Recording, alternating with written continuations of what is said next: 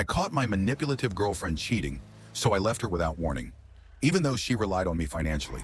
Sophia and I had been together for 4 years and lived in an apartment under her name. She had been laid off recently, and since she was struggling to find a new job, I took on the responsibility of paying rent and covering all the bills. Despite my efforts, Sophia seemed to lose motivation and spent most of her days getting high instead of actively searching for work. I suggested she take a temporary job, like serving, but she refused, saying she wouldn't stoop to that level. Meanwhile, I was working long, exhausting shifts, sometimes up to 15 hours a day, to keep us afloat. I often came home to find her on the couch, high while I was physically drained. I tried to be patient and supportive, but it was frustrating to feel like I was the only one putting in the effort.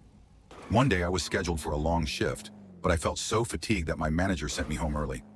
When I arrived at our apartment, I noticed a strange pair of shoes outside the door.